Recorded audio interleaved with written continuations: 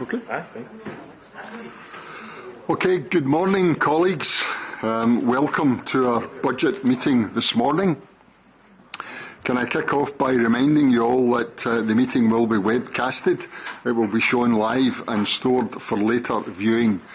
And of course I can suspend filming if anybody misbehaves, which I'm sure you won't.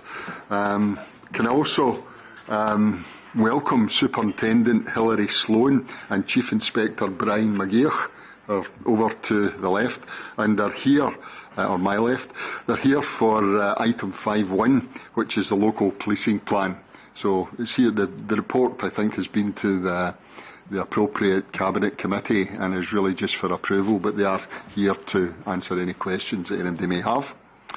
So item number 1, apologies for absence. Do we have any apologies for absence? Thank you, Provost. Apologies from Councillor Aitken. Okay, thank you very much. Item 2, declarations of interest. The Council's Code of Conduct requires elected members to declare any financial or non-financial interests that they may have in any of the items on the agenda. Are there any declarations of interest? Councillor Grant. Thank you, Provost. Yes, for items 10 and 12, I declare non-financial interest. Okay, thank you. Any other declarations? Just to be clear, it's because she's a member of the Trust Board. Yeah, and that's because you're a member of the Trust Board, just for the point of the recording. Okay. Councillor Merrick. Thank you, Provost. Likewise for items 10 and 12 as a member of the Trust and non-financial interest. Okay, and Councillor O'Kane. Thank you, Provost. Similarly for items 10 and 12 as a member of the Culture and Leisure Trust Board. Okay, thank you. And can I also declare an interest myself as a member of the Trust Board for the same items 10 and 12 on the agenda here this morning? Okay. Moving on to item number 3, the minute of the meeting of the 18th of December. The minute is submitted for approval and signature. Does anybody have any problems about the accuracy of the minute? Okay, can we accept that? Item number 4, the minute volume from 19th December to 26th of February 2020. The minutes are again submitted for approval, but I can take any questions in the minutes if anybody has them. Can we accept that a true record? Thank you very much. Item number 5, which is the items which are remitted to the full Council. As I mentioned earlier, item number 5.1 is the local policing plan, which has been remitted from the Police and Fire Cabinet. The plan has been considered by the Cabinet and approved for recommendation by the full Council here this morning. But as I said earlier, our police colleagues are here to answer any questions if anybody has any issues with the local police plan. All content? Okay, thank you. We'll approve that, and thank you for coming along this morning. Should have, yeah. Okay, item number 2, which is the Treasury Management Strategy Report, which is submitted from the Audit and Scrutiny Committee. As you'll understand, the timing of the Audit and Scrutiny Committee meant that the report could not be, and the recommendation could not be included in the Council agenda. But could I invite Councillor Miller, who chairs that committee, to move the committee's recommendation here this morning? Good morning. Thank you very much, Provost. In accordance with the SIPFA Treasury Management Code of Practice, the Audit and Scrutiny Committee is responsible for ensuring effective scrutiny of the Treasury Management Strategy, including the approved list of investors and the policy on repayment of loan fund advances. The strategy for 2021, the format of which is similar to that of previous years, was considered by the committee on the 20th of February, at which time clarification was provided on various issues, as there were quite a lot of questions that day. It sets out the parameters within the Treasury function, within which the Treasury function operates, and will be complemented by a mid-year and annual report which the committee will receive throughout the year. As recommended by the Audit and Scrutiny Committee, the Council is asked to approve A. The Treasury Management Strategy for 2021, including the amended list of organisations for investment of surplus funds in accordance with Annex F in the report, and B. The Policy on the repayment of loans, funds, advances as specified in section 3.4 of the report. Thank you. Thank you very much, Councillor Miller. Can I open it up to any questions or comments that any of the members may have? No? Can we? Sorry, Councillor Swift. Hi. It's not really so much a question as an observation.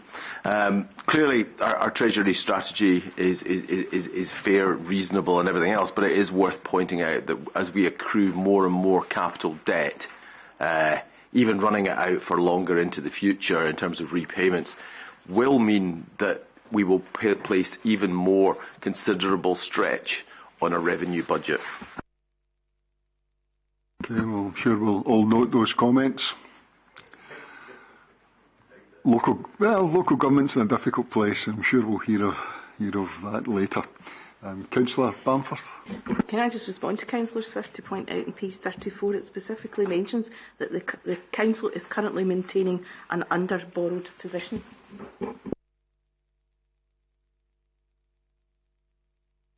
We still are under borrowing. We still have the possibility to borrow speak more. through the chair, please, without shouting across the chamber? Thank you. I think, can we accept Councillor Miller's recommendation? Yes. I'll open up for further debate. Thank you very much. Moving on to item number 6, statements by conveners. I think, Councillor Bamforth, you have a statement for us this morning? Yes, thank you, Provost. Our last Joint Integration Board meeting was on the 29th of January. We had a presentation on the public engagement strategy for the Health and Social Care Partnership. We agreed to invite Scottish Care to nominate a member to join the Integration Joint Board to help strengthen partnership working and be a valuable way of reflecting their contribution within East Renfrewshire. Scottish Care have committed to establishing a system locally to ensure that they are truly representative of the sector by communicating directly and regularly with local providers. We received a progress report on talking points, places in your community where you can come along to get information, support and advice about adult health, wellbeing and community activities going on where you live. The IJB had a good discussion on the activity from the first 6 months of operation, when 590 good conversations and around 11,000 people were reached through our Facebook posts. We considered a report on the impact of new legislation for children and young people in relation to continuing care. The report set out the implications for our looked after children and young people in East Renfrewshire, and that we now provide advice, guidance and assistance to those young people up to the age of 26. As corporate parents, we will encourage looked after and care leavers to remain in positive care settings until they are ready to move on. We also discussed the actions in our current strategic improvement plan, and this now consolidates the actions from the recent joint strategic inspection of adult services, the Ministerial Strategic Group self-evaluation, and the findings from the Audit Scotland report, Health and Social Care Integration. We had an update from the Chief Officer on care at home and had a good debate on the action plan progress to date. We will continue to receive an update of this at each meeting. Thank you. Thank you very much, Councillor Bamforth. Can I move on to item number 7, which is the provost engagements, which is really just for noting, unless anybody's any issues. And moving on to item number 8, which is the vision for the future. This report in front of you is for any comment or discussion or whatever that you may have on it. It's obviously a document that will be amended through time, but the vision is set out here, is here for your approval or to be amended as necessary. Councillor Grant. Thank you, Provost. On page 72, under item 10, I'm just a bit concerned about this business of the connections. These connections can be viewed in a number of ways. Physical connections across East Renfrewshire via green space development. Well, that to me is just the start of the opening up green more green land for development, because once you put a road in across from east to west that isn't there at the moment, and it's going across green fields, then the next thing is we're going to put more houses in up to that road.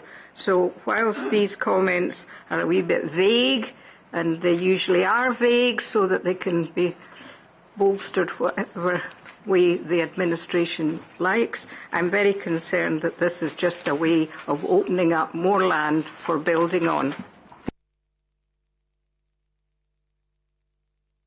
Chief Executive respond. Thanks for that, Councillor Grant, and that's really good feedback that it read like that. So the intention, there's been a number of discussions about how we can get people more involved in active travel, and we've a lot of residents who run and walk.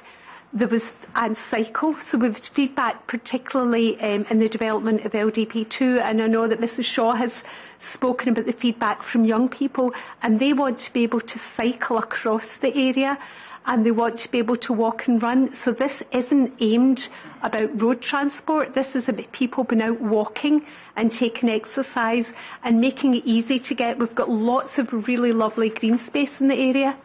But if you think about how would you get from, say, Rook and Glen Park up to the Dams to Darnley Park without actually having to go on roads or something like that? So it's much more about how you can actually use connections to enable people to be out and about running and walking and taking the exercise. The aim is not about, if anything, it's the opposite of that. It's about how we actually connect up for people to be able to move around well. Councillor Grant. Well, I appreciate what the Chief Executive is saying, which is all very well, but you can be sure that if there's anything put across the way, some developer's going to say, well, there's a path there now, so we can now build up to that path. I can just see it all coming. It will happen. I'm just warning you now. If you're thinking about putting nice paths across the green space, just watch for the developers coming in and saying, right, we can now use this as a way of developing more houses. You have been warned. Okay, we note your comments and it's been responded to, I think, but ultimately it's up to us to control development or any future council. Councillor Bamford. I'd just like to make a comment on page 89 about the improved mental wellbeing of children being a top priority. Councillor Kane and I were fortunate enough to go along to the introduction of a new Healthier Minds. It's a collaboration, it's a new initiative between the Health and Social Care Partnership and Education, which will look at some joined up work around the mental health of our children and young people, which is an exciting new initiative. So I'm glad to see it's on here too. Thank you. Okay, note that comment as well. Any other comments on Councillor? Councillor Ireland first. Sorry. Thank you very much. I just wanted to make a couple of comments on the paper itself. I really welcome this, actually. I think it's a great paper coming towards us today, and it's long-term vision and focus in several important themes. One being the focus on the environment and climate change in the next 10 years, which is going to bring major changes in all public organisations' approach to our present climate crisis. And also the very important theme of building communities within East Renfrewshire. I was so pleased to see this within our long-term vision. What is important is there's a need for broader engagement with our local communities here in East Renfrewshire. Our vision for the future puts forward plans to work to empower local communities through locality planning. There's been some great work done on this already. The last couple of years in Barhead, Neilston and Thornley Bank, and I've been really pleased to see everything that's came out of that. I'm also very pleased to see in the paper here that we're looking to scale this up, and I'm hoping, I'll put a plug in for Ward 4, that own area of Clarkson, Netherley, Busby, Williamwood and Stamperland could look forward to taking advantage of some of this and the community capacity building offered by participatory budgeting. I'm certainly hoping that that might in the next couple of years come out. Also the theme of connections. I think that I'm looking forward to actually seeing those green spaces developed, and also not developed, but as green spaces, I know. And also the active travel routes that are talked about, cycleways. We're very likely to require more sustainable, accessible and connected transport networks that encourage fitness and heavily reduce our current carbon footprint. And I very much welcome everything that's in here on the increased focus on providing safe and sustainable infrastructure to facilitate walking and cycling. I'd love to see more of that, especially in Ward 4 again. In addition, also included within the paper presented today is important work to build those connections between our communities, as I touched on earlier, and I look forward to seeing this paper and it move forward in the next few years. Thank you. Thank you very much, Councillor Ireland. Councillor Swift, were you looking to speak to this? No? I will, but after Jim. Councillor MacLean, please. Thank you, Provost. Page 94, top paragraph, it states, "We will strengthen our commitment to reducing the local CO2 emissions, and we will encourage the move to electric cars with the necessary sustainable infrastructure." Presently, there are approximately 290 electric cars in East Renfrewshire, with only 22 charging points. The Council received grant funding from Transport Scotland to install these chargers, and at the moment we don't know if there will be any further funding. The Scottish Government's vision is that by 2050, road transport will be almost completely decarbonised. A Freedom of Information Act was submitted to the Council in October 2018 asking how many additional charging points will be in East Renfrewshire between 2020 and 2032. The reply which was sent back said no plans for these years. On page 92 it states, "We will continue to meet our housing requirements by increasing the number of houses in East Renfrewshire by 3,374 between 2019 and 2029. There is an average of 1.3 cars per household in East Renfrewshire. At that rate, we will see an increase of 4,386 cars by 2029. A typical passenger vehicle emits about 4.6 metric tonnes of carbon dioxide per year, which means an increase of CO2 emissions by 20,176 metric tonnes. Currently, there are approximately 52,000 cars in East Renfrewshire, which will obviously rise with an increase in housing. So how can the administration claim there will be strengthening the commitment to reducing local CO2 emissions when by building more houses will increase cars and is going to increase CO2 emission? Are there any plans to increase charging points and encourage electric cars in line with the Scottish Government's vision? Thank you. We note your comment about charging points. I wonder if Mr Cahill can comment, the relevant director. Thanks. We've already had grant for the last, this is off the top of my head, I didn't expect a question on this.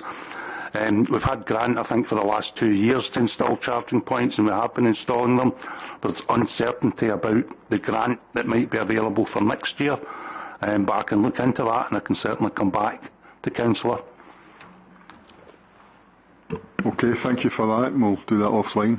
Councillor Swift. Thank you very much, Provost. Page 72, the key themes that emerged from the conversations over the last 6 months are outlined, and equality of outcomes is one of those themes, is that everybody should have an equal outcome. Given that there is a significant diversity on capabilities, preferences, what people would choose to want to do, is equality of outcomes actually even remotely possible? Would be my question. And if we go to page 87, I mean, equality of opportunity, I would absolutely go along with. But on page 87, the first bullet point down, more support for vulnerable children at an earlier time in their lives will ensure more children will progress and develop in line with their age. As we look at the budget, we see that £442,000 is being taken out for the most vulnerable 20% of pupils. And I wonder how well aligned we are, because we'll never get equality of outcomes. That's a socialist utopian or dystopian kind of dream nightmare, call it whatever you will, and we will all do the same and we will all have hellish lives. Page 87, the more support for vulnerable children I can absolutely buy, but why then in your budget are you cutting £442,000 from the 20% least able children?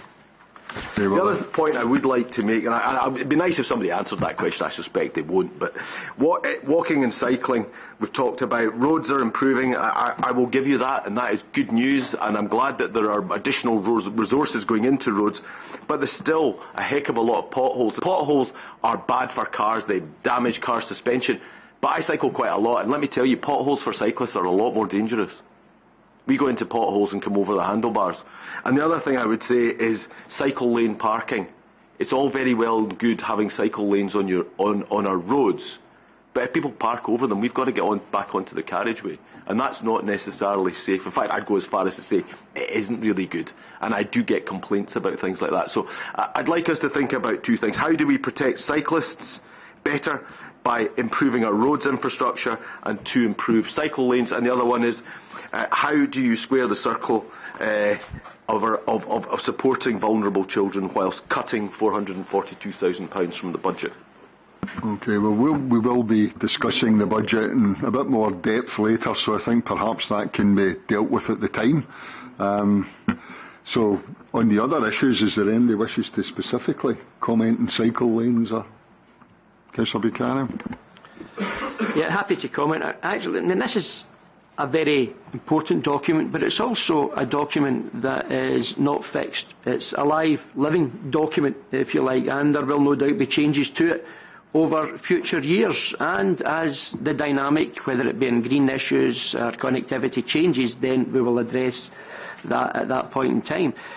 Clearly, this is about connectivity, as had been mentioned earlier. It's about opening green space for the protection of cyclists and walkers to cross the authority. And I know that, for example, there's a meeting taking place next week in Neilston where the communities are getting together to look at providing a link between Uplandmoor and Neilston.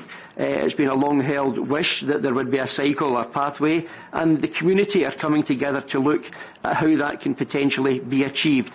So this document helps support those type of initiatives, and that addresses some of the issues that Councillor Swift has mentioned about the safety aspect, about taking cyclists and walkers away from the road itself and ensuring that there is a safe environment in order to do so. So this document is a living document. It moves forward over the next few years, and what it does is try and look at what makes East Renfrewshire the great place that it is to live, and to try and work to enhance the things that do that. And this is a way of moving it forward. So yes, those issues are all important. Yes, governments will potentially change, but given the scenarios that we are currently in, with neither Scottish Government being able to set its budget yet, and indeed the Conservative Government in Westminster delaying its budget until the 11th of March, then there will be changes to that. I would hope that infrastructure plays a part in that, as has been promised, and part of that infrastructure would be looking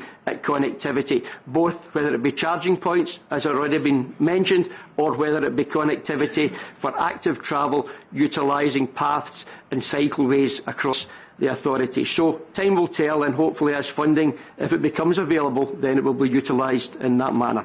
Thank you. Thank you, Councillor Buchanan. Councillor Wallace. Thank you, Provost. I'm just curious as to whether we actually will need these extra cycle paths, etc., given that our under 19-year-olds, they'll be getting free bus travel, etc., and where they used to get on a bike and walk from A to B, they can now hop in a bus. Okay, thanks. Okay, Councillor MacDonald, were you wanting to? Thanks, Provost. I just wanted to turn your attention to page 89, fifth paragraph down. Improved mental well-being of children will be a top priority. I'm somewhat at odds with regards to the strategy from the Department of Education with regards to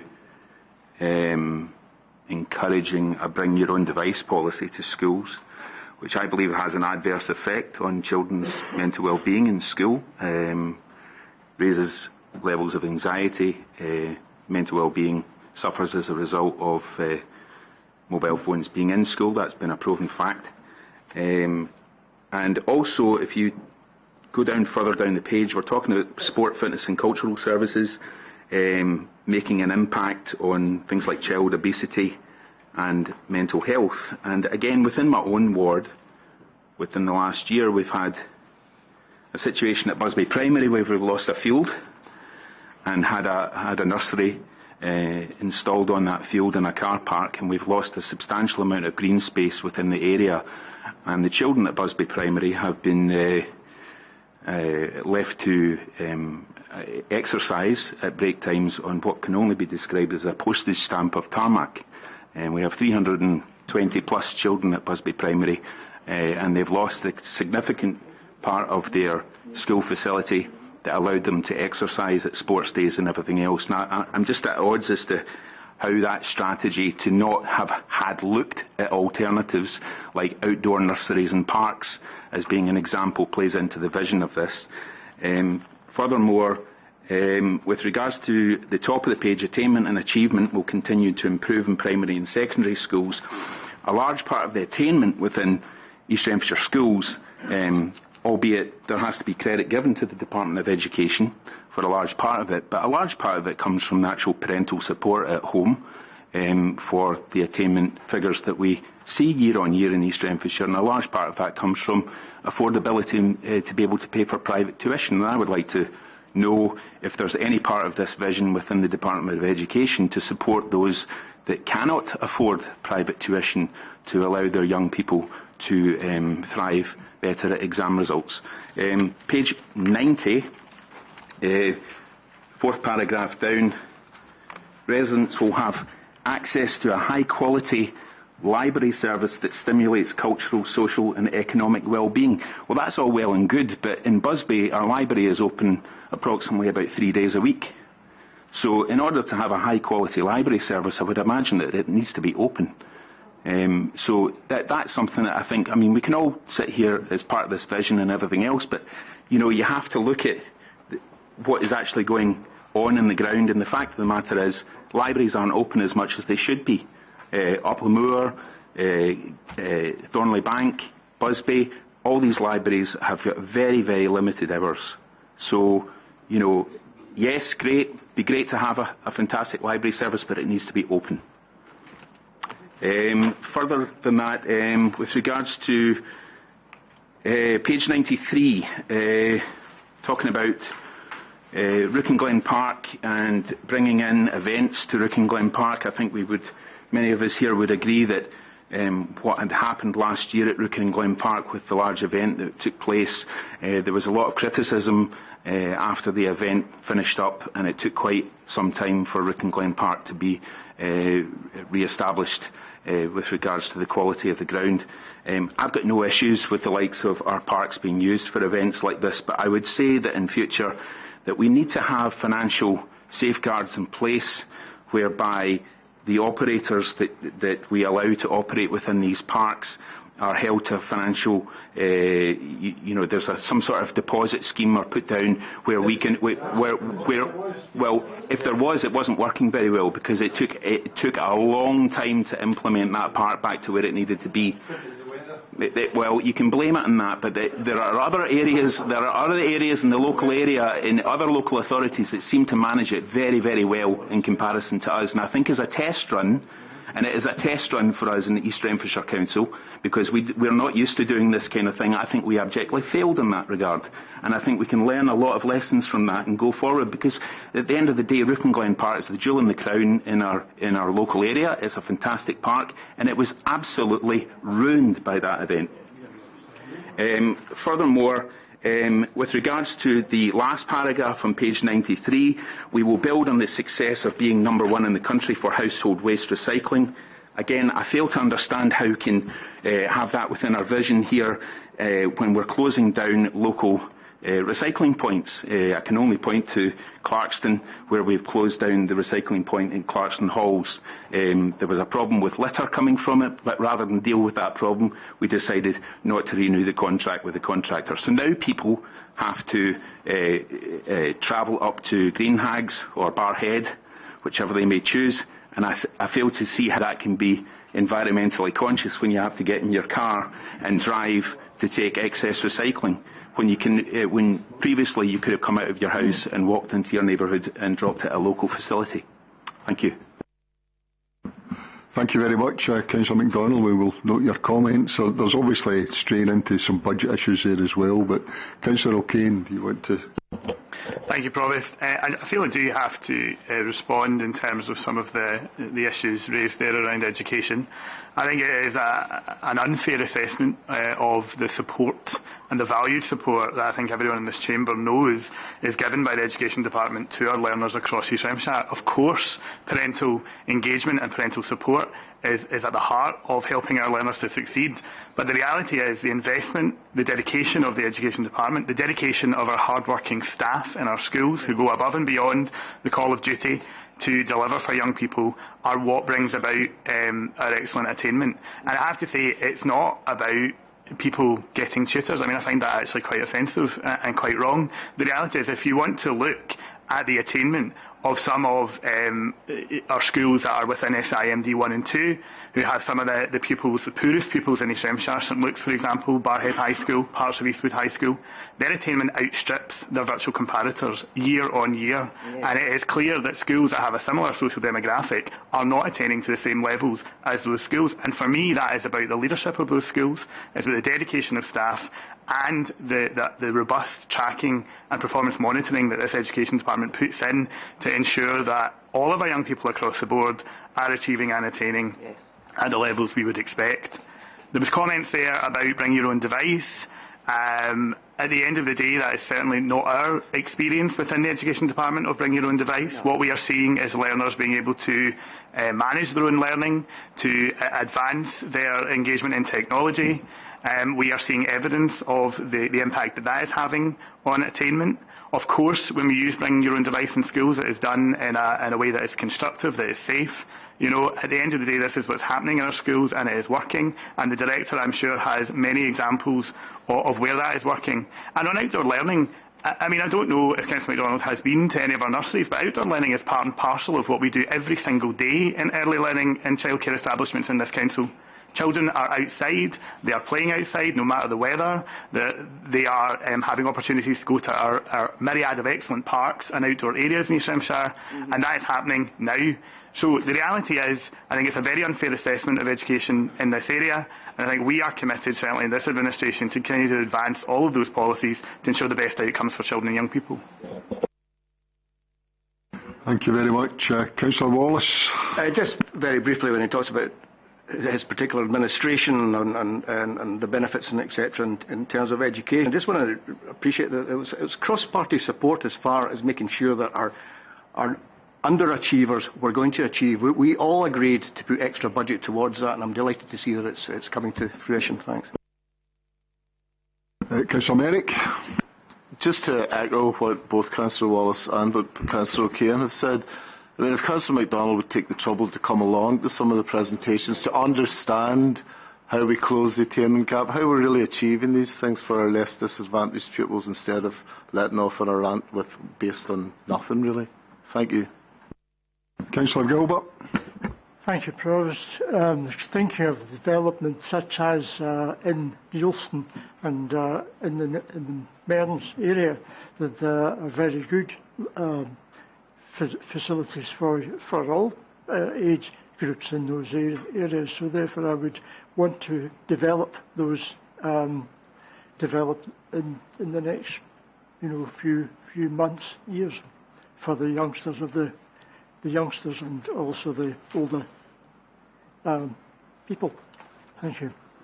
Thank you very much, Councillor Gilbert. Councillor Lafferty. Thank you, Provost. Just on the question of recycling, yes, I think it's well worthwhile remembering the high level of recycling in East Renfrewshire, the best, most efficient service in Scotland in terms of recycling. I think it would be worth remembering that the former recycling points were installed before the full rollout of wheelie bins to residents. The vast majority of our recycling is achieved through the use of wheelie bins, where you segregate your paper, glass, etc. Garden waste, a weekly collection of food waste and garden waste. What we were finding was that people were shifting from using the collection points to using their wheelie bins. But certainly any sort of capacity was being met by businesses many of them from outside the authority, who were using our recycling points to dump their rubbish, save them going up to Green Hags and paying the very modest charge we might exact from them. But basically, if any member of the public has difficulties or concerns with the standard of waste collection or recycling, I'm sure if they approach their local member or directly to the council, then the situation will be explored to ensure that they can fully participate in recycling. Thank you very much, Councillor Lafferty. I would certainly echo the point in my own ward at Thorntree Hall. Very many people welcome the recycling points disappearing, because it was being used quite extensively for persons unknown to dump all sorts of debris there, which clearly was an improper use of it. Anyway, Councillor Bamforth. Thank you. I'd just like to go back to Councillor Swift's comments about page 87, about the more support for vulnerable children, and how we'll square the circle around the possible cuts. And I know that's going to be discussed in the leader's budget statement, so I'm not going to go into that. However, can I remind Councillor Swift of his comment at an IJB seminar that we should set a cap, looking at the last paragraph on that same page about increased provision for children and young people with additional support needs. At an IJB seminar, Councillor Swift considered or opined that we should set a cap on spending on the learning disabled, a comment that he reiterated recently in front of a colleague and I. How does he square that circle? I'm glad to see it's not in the proposed budget, but I think the idea that we cut or cap spending on the learning disabled is quite abhorrent. And as somebody else mentioned to you on the day, the word eugenics comes into mind.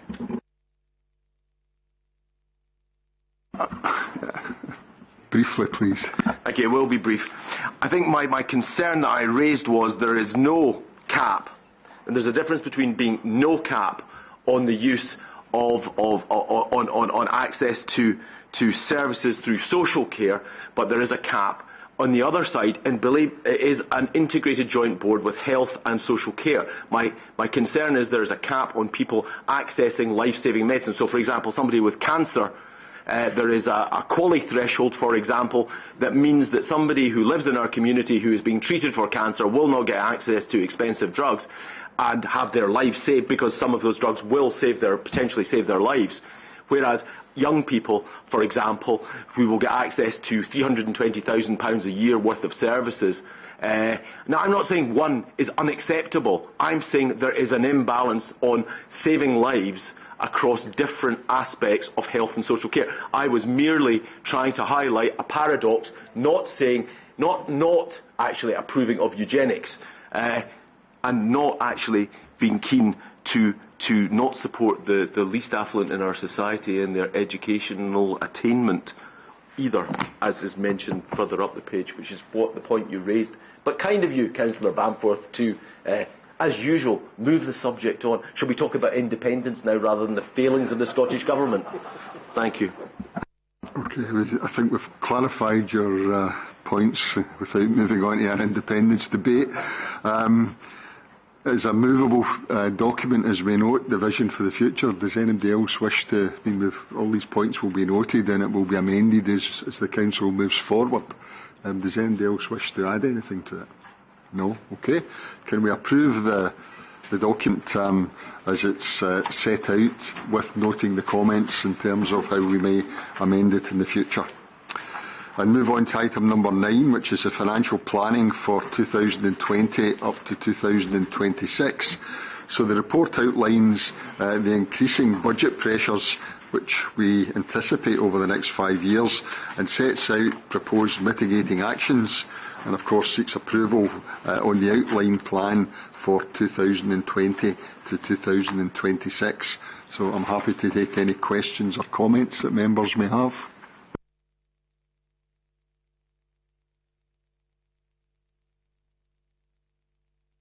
All happy, we're all shell-shocked about what we think we might get in the next few years, but no comments, we'll move on. Thank you. Can I move on then to item number 10, which is the East Renfrewshire Council revenue estimates for this year. As we do annually when we have our budget meeting, can I seek your approval to allow all members to exceed the time limit set out in standing orders for their speeches? Within reason, yes. I'm sure you will all wish to be as brief as possible, but we wouldn't normally have strict time limits in a budget meeting. Sorry, Councillor Ireland. Sorry, I've got a very quick point of order on this. Just want to check with yourself, Chair. We all got a letter saying that if we were 2 months without paying council tax, that we couldn't sit and make a decision on this paper here today. What happens if you've not paid any council tax and if you live in Glasgow City Council like Councillor MacDonald? Can you still make a decision if you paid nothing towards East Renfrewshire? It's such a... Sorry, it's just, without getting into a debate on it, there's a specific question. I'll ask Mr Daly to answer it. I think that's the easiest way. The question relates to council tax arrears generally, not specifically in relation to East Renfrewshire. So as long as a person is not in arrears with their council tax, then they're able to participate. So as long as they're paying council tax to Glasgow City Council, they can still make a decision here in East Renfrewshire? Yeah, it's not unusual for people to live out with the area that they actually sit in as councillors, and so the council tax provision would apply to their own area.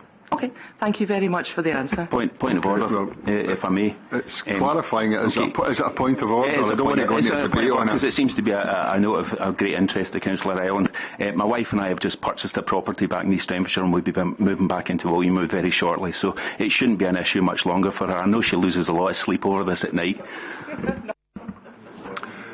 Right, we will note that, and I'm sure you'll enjoy living in Williamwood when you move into East Renfrewshire and enjoy our wonderful services here, Councillor McDoyle. Okay, can we go back then, and can I, as I asked you, seek approval to suspend the length of time that people can speak? Yeah? Okay, thank you very much. So could I now invite the Leader of the Council, Councillor Buchanan, to present the budget for this year. Thank you, Provost. Good morning, everyone, and a very warm welcome to you all as I outline our East Renfrewshire Council's budget for 2020-2021. The last year has seen significant progress in delivering a range of ambitious projects. Building work is well underway at 6 new nurseries across the area, which from August will offer places for 740 children. A superb new primary school has opened at Maidenhill in Newton Mearns, and dozens of people have moved into fantastic new council houses in Barrhead. Work will start on more new council houses in the coming year as part of our plans to build 240 homes for rent. Some of our most vulnerable residents will move into the vastly improved facilities at Bonneton House, and we will continue with £3 million per year of extra spending on improving local roads, which I announced last year. It is the case, however, that we live in very challenging financial times. We welcome the £8.5 million extra we have received from the Scottish Government to help provide new nurseries, fund changes to teachers' pay, boost pupil counselling and meet the responsibilities of the Carers Act. Until yesterday, the cash funding we received to spend on vital day-to-day services was to be reduced by about 1% on a like-for-like basis. But now we understand our funding will be closer to a flat cash settlement. And whilst this is a welcome improvement, tough decisions still have to be made to balance our books to ensure we can still support young people, the elderly and the most vulnerable, and to provide day-to-day services such as road gritting and refuse recycling, of which we have already touched on. It is without doubt these funding pressures will present significant challenges in the years ahead. But what I and my administration colleagues can absolutely promise is that we will do our very utmost to ensure that East Renfrewshire Council continues to deliver its pledges. I wish to thank the Council's accountancy staff and our corporate management team for all their hard work in bringing forward this budget, which delivers our ambitious programme of capital investment and continues to help those most in need. My thanks also go to our trade union partners who provided both written and verbal submissions in respect of the concerns of their members.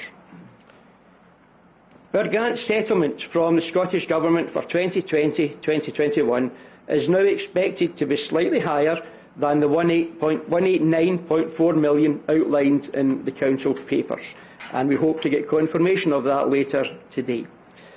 This settlement comes with new conditions on what we can spend the money on. With 60% of our budget ring-fenced for national initiatives or policy priorities, such as education and social care, budgets for other core services will be harder hit. The money we receive from the Scottish Government is by far our biggest single source of funding, with only 19% of our income coming from what we raise through council tax.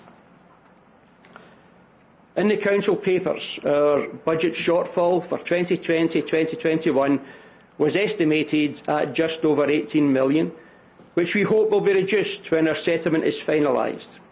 Inflation, pay rises and an increasing population all contribute to this shortfall. We have further developed the plans we outlined at the start of our three-year budget in 2018, and we will tackle this shortfall through savings, using our reserves and increasing council tax. Around £7 million of savings had been previously identified, but due to the protection of budgets for our health and social care partnership, we can now only take £6.8 million of those savings. During the year, officers identified a further £3.7 million of new savings. These include savings which would be particularly difficult: reduced funding for East Renfrewshire Culture and Leisure Trust, savings from devolved school management budgets, and reducing extra support for the lowest performing pupils. Prior to yesterday's announcement, we also plan to identify savings of £1.3 million during the year ahead. However, following the announcement, we will no longer require to identify further savings, and we will also be able to review some of those most difficult savings. And a paper will be brought back to Council in the near future outlining that updated position. We will also use £3.5 million from reserves to further reduce the budget gap, repeatedly using reserves which have been built up over many years through sound financial management is not a long-term solution, but it will help us delay further reductions to vital services. We had originally intended to use £1.5 million of reserves in 2020-21, but we are now able to use more reserves due to an estimated underspend for the current year of £1.6 million. Over our three-year budget cycle, we will spend £6.2 million from reserves, and by the end of 2020-21, our reserves will have been reduced by around 60%. To completely close the budget shortfall for 2020-21, I am today recommending that East Renfrewshire Council increases council tax by 4.84%, which will generate £2.7 million of extra income for the Council. This has been an extremely difficult decision and is not a decision we have taken lightly. As we know, it will put extra burden on residents. But without generating this additional income, there would have to be further reductions in funding to our schools, our public infrastructure such as roads, our parks and recycling services. Last year's rise of 3% in council tax was well below the maximum increase allowed by the Scottish Government. And East Renfrewshire was one of a minority of councils across Scotland to have such a low increase. This meant our Band D rate of council tax was still below the Scottish average. But the level of funding this year, along with the very real challenge of having to make substantial savings over successive years, has meant that we have had to implement a bigger council tax rise for 2020-21, to protect those frontline services which people rightly value so much.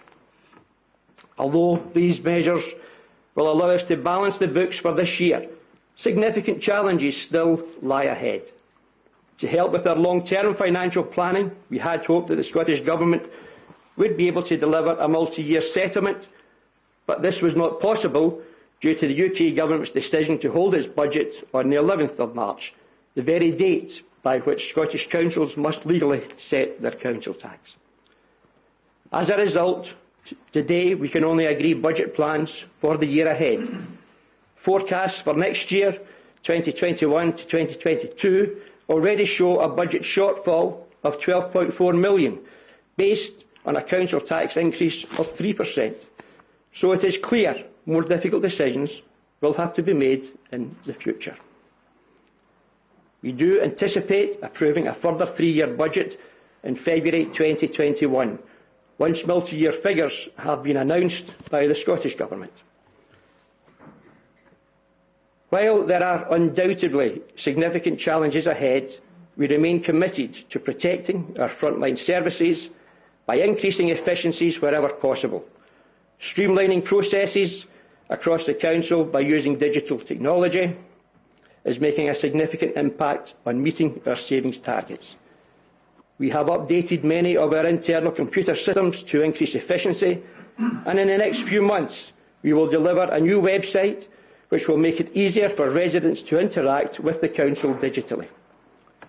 In 2020-21, 59% of the required savings will come from our modern, ambitious programme and other efficiencies. And over the course of the current 3-year budget, we will have delivered 67% of our savings through efficiencies. So despite our very challenging savings target and the tough financial climate, East Renfrewshire Council remains absolutely committed to delivering a wide range of ambitious projects to improve the lives of our residents.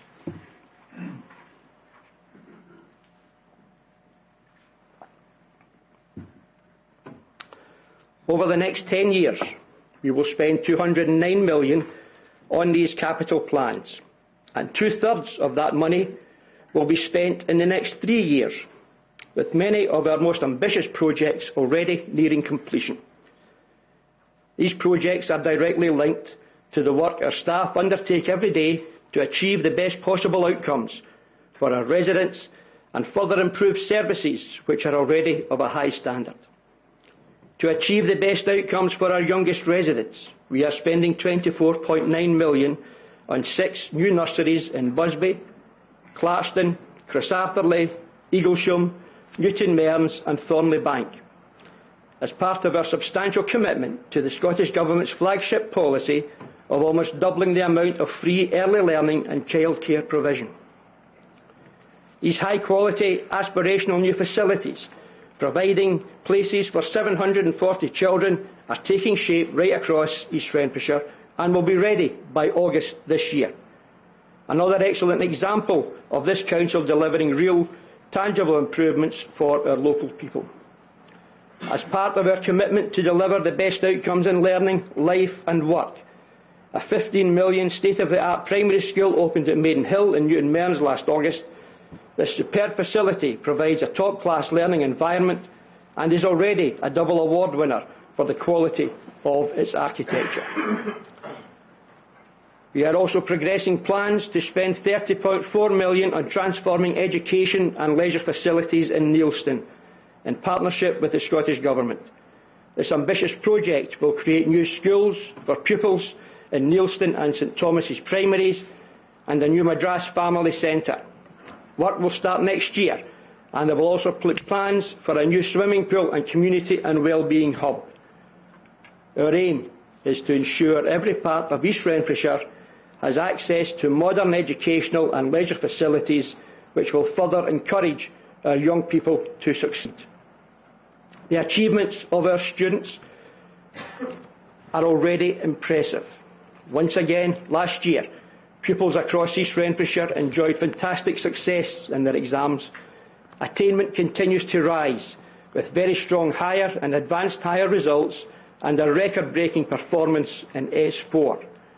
We were in the enviable position of 2 of our schools receiving outstanding inspection reports, making it official that in St Ninians and Our Lady of the Missions we have the best secondary and best primary school in Scotland.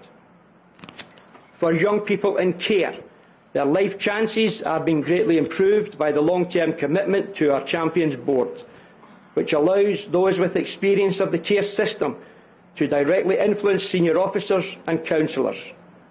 This council has also committed to providing much improved new leisure facilities in Eastwood Park. At least £26 million has been set aside for this project, and these plans will be taken forward once a report on the options has been considered.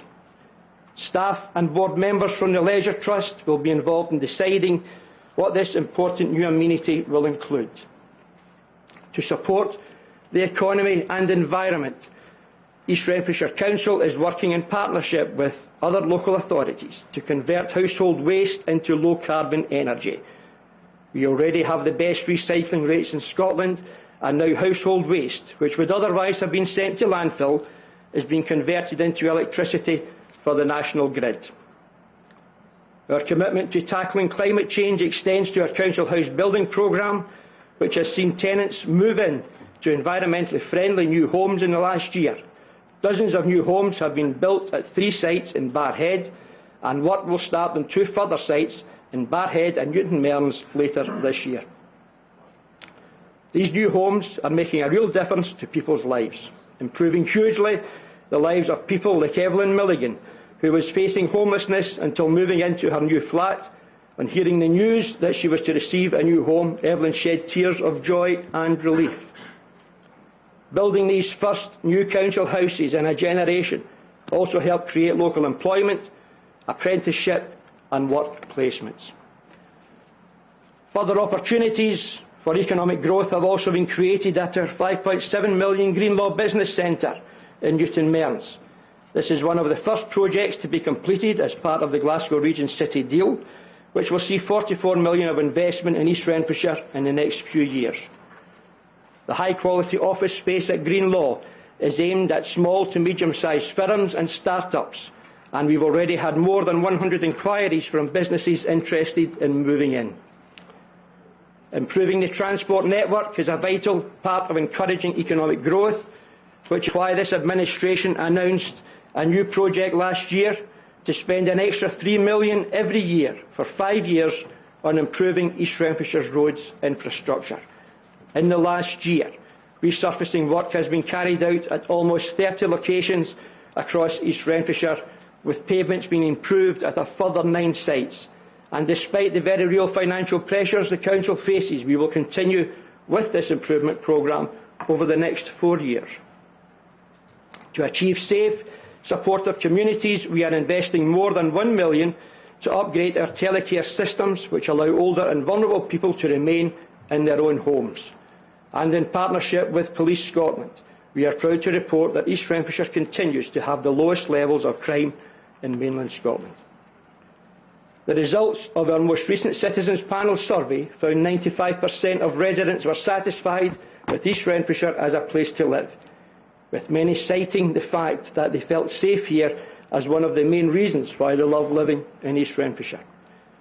Finally, to achieve the best outcomes for older people and people with long-term conditions, our Health and Social Care Partnership has been working tirelessly to improve the lives of some of the most vulnerable members of our communities. An extra £1 million has been invested in our home care provision, and we have embarked on a high-profile recruitment campaign to attract more staff into this vital service.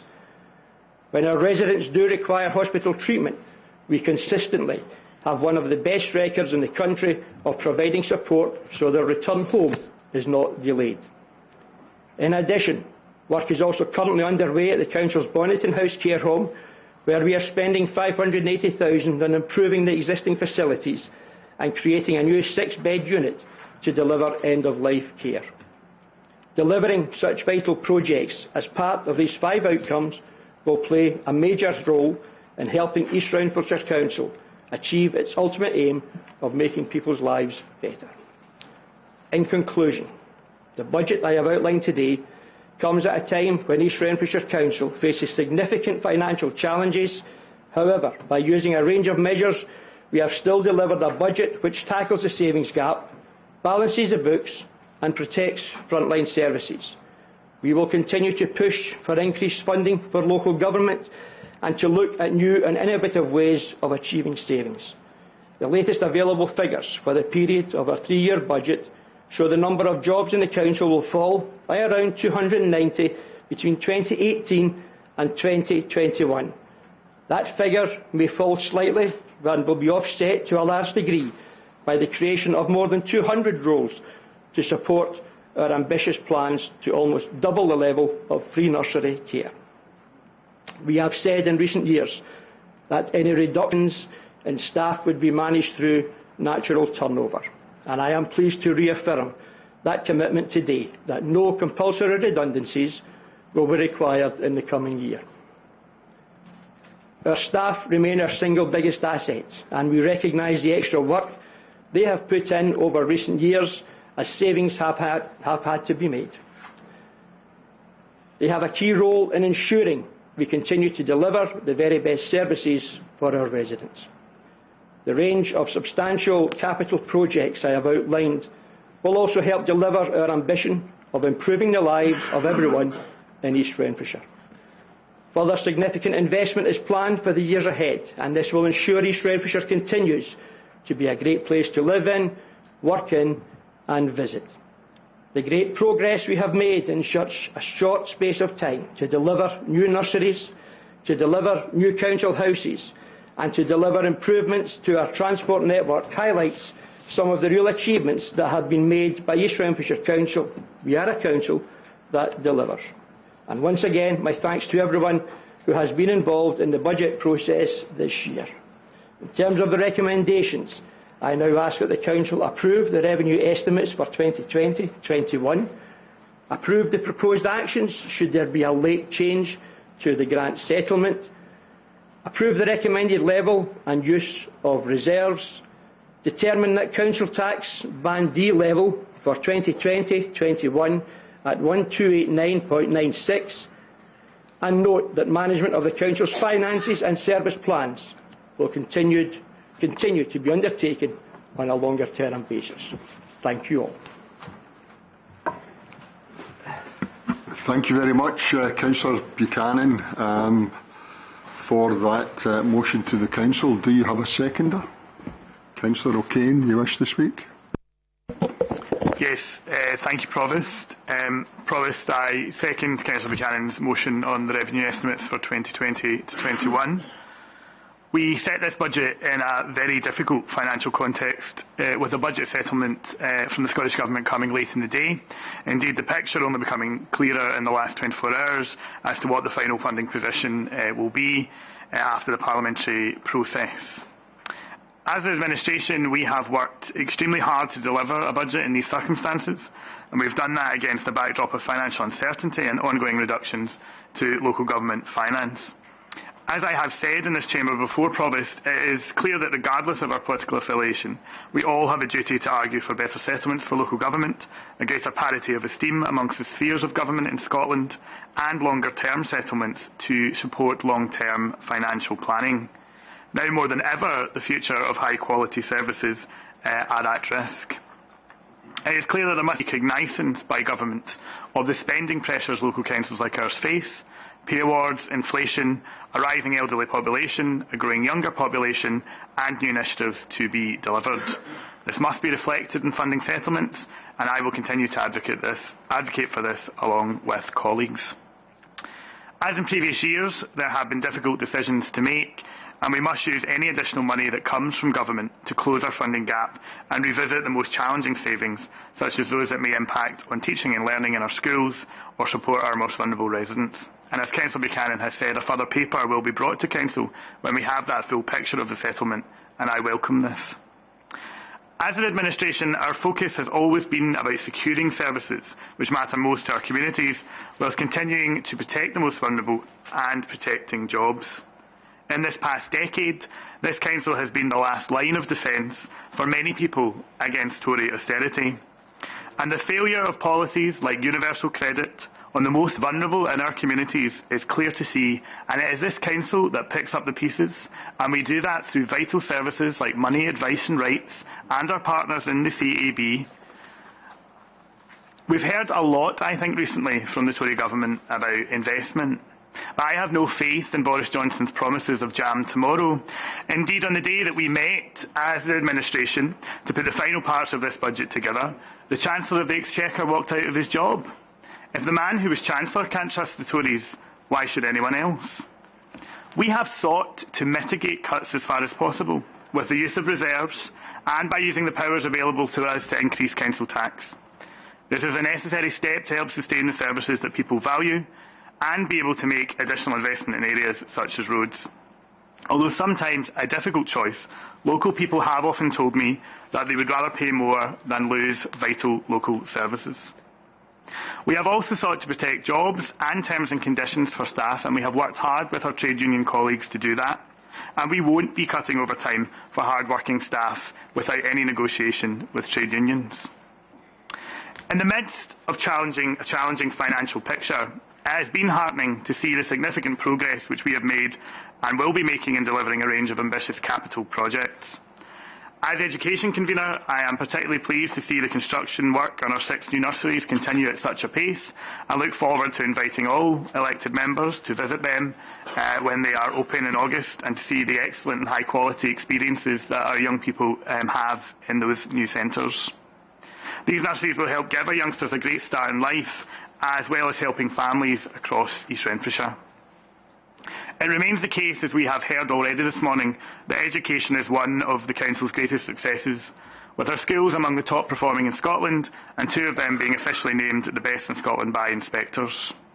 So I am delighted at the range of capital investment we are making to future generations of East Renfrewshire, including over £1.7 million to be invested in providing a new all-weather pitch and running track at Mearns Castle, a further £2 million to be invested over the next 10 years to improve learning environments to better meet modern learning styles and curricular experiences across the school estate, and more than £1.5 million to be invested over the next 10 years to improve cultural, leisure and community facilities. Our investment to improve learning environments provides a general fund to improve and upgrade learning environments in our older schools, many of which are over 50 years old. There is an ambition to provide all learners with fit-for-purpose modern education facilities through major new build refurbishment to address excellence and equity. However, given the extent of the investment required and our continuing negotiations with government, it will take some time to realise new build schools across the piece. So in the interim, to help progress improvements, we will invest annually to upgrade learning environments to meet independent and collaborative learning styles in the modern curriculum. In primary education, there is a strong emphasis on STEM, which is science, technology, engineering and maths subjects, as well as the introduction of playful pedagogy in the early years. So to support modern and adaptable teaching and learning approaches, we will require flexible modern space, including floor and wall coverings and furnishings, which facilitate programming and digital learning, multi-purpose workstations for areas such as arts, design, craft and science within learning environments. And the work that we will do will really enhance the investment in things like STEM, with arts-based literacy zones and digital zones. Children are central to our plans to develop these spaces, and I know that they will be well received by learners, staff and parents. And I look forward to seeing this move forward in our schools. In the next 10 years, we will spend £209 million in capital projects as we continue to invest in a brighter future for everyone in East Renfrewshire. We are investing wisely for the future in the infrastructure of our area to improve the delivery of services which matter most to our residents. Provost, undoubtedly there have been a number of challenging factors in setting this year's council budget, and refinements remain ongoing, as we have heard. But today we produce a balanced budget, with every effort made to sustain services, protect jobs and mitigate cuts where we can again in the future. The future is indeed uncertain, but we must all continue to fight East Renfrewshire's corner. It is what local people expect from us. Thank you, Provost, and I commend this budget to the Council. Thank you very much, Councillor O'Kane. Is there an amendment, Councillor Miller, for actually to speak then? Do you have a seconder for the amendment? I think so, yeah. Councillor Swift, okay. Right. Is there any other amendments to the budget? No? Okay. Councillor Miller, would you like to move your amendment then? Once again, thank you, Provost. Can I begin in the usual manner, albeit slightly differently, by thanking both Margaret McCrossan and Barbara Clark and their teams for all the work they've done, not so much over the last few months, but over the last few weeks. And if there is a silver lining, at least they had a decent Christmas this year, which is maybe a change from the last. Can I also acknowledge and thank our Chief Executive, Lorraine McMillan, and the members of the CMT for all their work that they've done in producing this budget today. And can I also publicly thank my colleague, Councillor Jim Swift, who has produced most of the figures you see in front of you today. Secondly, this speech was written on Tuesday night, Wednesday morning, so it's possibly going to be slightly out of date. And when we're considering the budget amendment, we're really only tinkering at the edges because we didn't really have a lot of money to do anything differently. And obviously, when writing this speech, I had no idea what the council leader was going to say, but I had a good idea that he wasn't going to be completely honest and say that this nationalist government Holyrood continues to underfund Scottish local authorities for the services we are expected to provide. I've heard the spin that nationalists have said that the councils are getting more money than ever before, and whilst that is true, it also has to be acknowledged that they're adding more burdens year on year to council budgets, and in our case, once again, we're getting a cash cut in real terms of over 1%, which will probably, as of Wednesday morning, but with the extra we hope to receive, and I'm not a great one for figures, but it might work out as flat cash. But it's flat cash and we're expected to provide the same or more services. This is despite £500 million coming from Westminster to Holyrood last year, extra, and reputedly over £1 billion extra money coming this year, although that's for the 11th of March.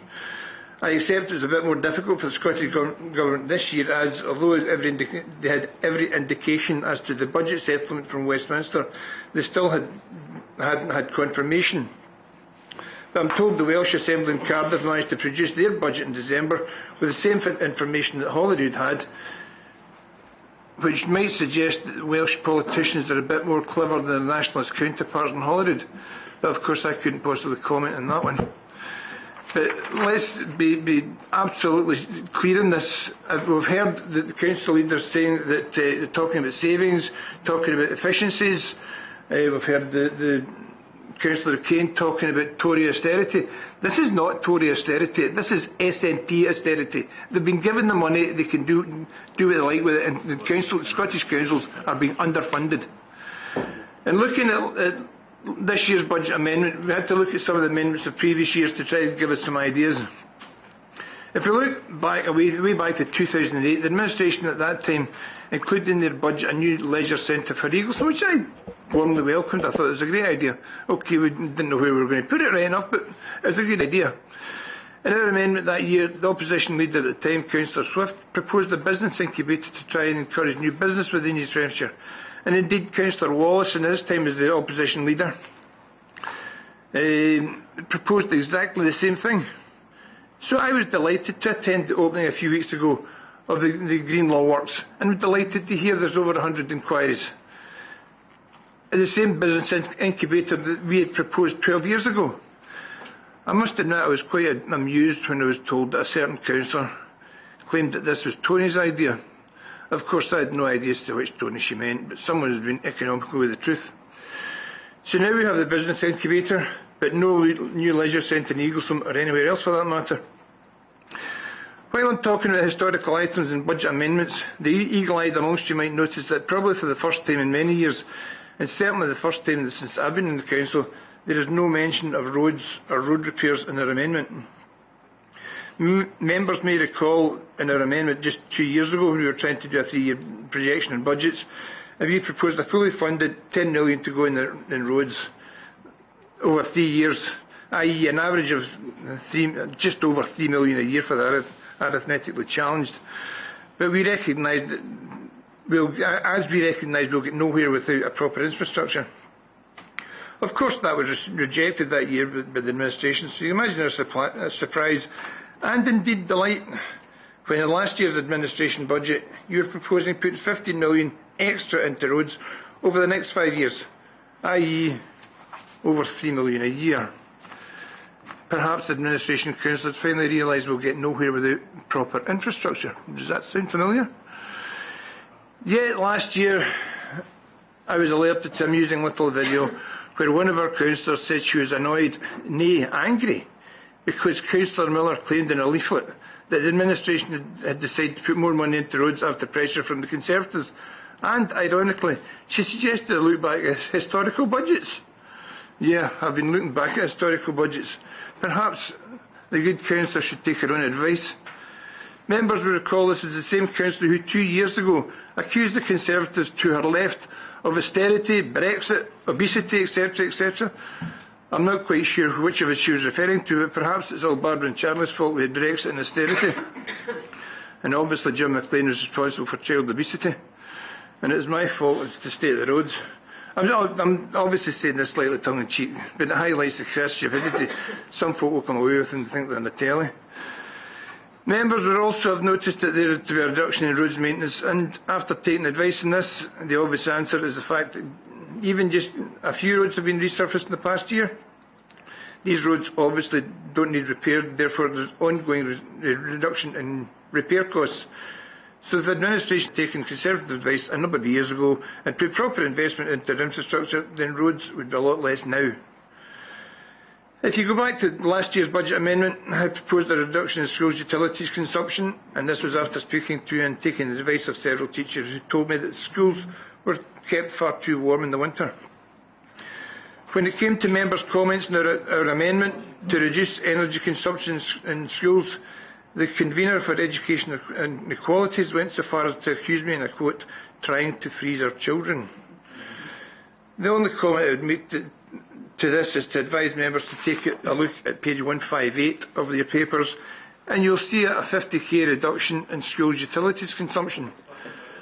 Of course, I would not be so childish to ask if we're I'm not going to be so childish to ask if we're going to freeze our children.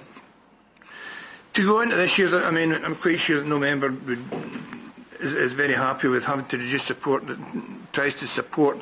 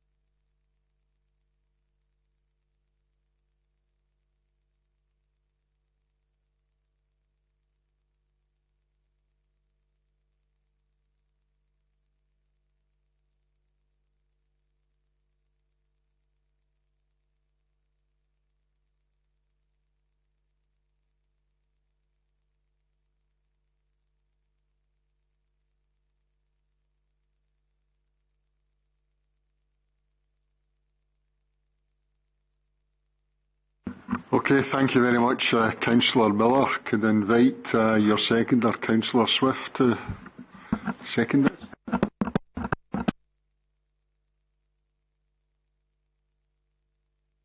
Oh, so it did. There we go. I can't see it from here because it's... Anyway, yeah, thank you very much, Stuart. There are three issues that our amendment improves upon the administration's budget proposal. Fairness in education and levelling up for the least advantaged in society, more and better use of our resources to raise money, and less reliance on increasing council tax to punish residents with more than twice inflationary increases to pay for services that will not be funded by the SNP in Holyrood. Now, I could go on about the horlicks the SNP have made about almost everything, but we're here to talk about local government and East Renfrewshire Council. Actually, I must stop and say I'd also like to thank Barbara Clark and Margaret McCrossan and everybody else who's involved in putting together the main document that's here, but also assisting us on the amendment, because it's really important to say you guys have been helpful, and thank you for making my sums add up. Much appreciated. Locally, you know, I talked about the horlicks, that's the national situation. But locally, we're building changing rooms and pavilions that we've just knocked down, and then we're going to rebuild them again in Barrhead. And let's not forget that the SNP are also in charge in East Renfrewshire. The SNP in Holyrood has demanded that we build thousands of more homes, but won't fund the new schools we require to educate the young people who come to those homes. It won't fund the roads to enable people to get to work. The doctor's surgeries that they need as patients, and even the new nurseries are only part funded by the SNP. So what the good SNP give with one hand, they also take away with the other. Whilst the monies keep going up from the UK government, despite claims of Tory austerity, we in local government are being cut. We're being cut, and not just in real terms.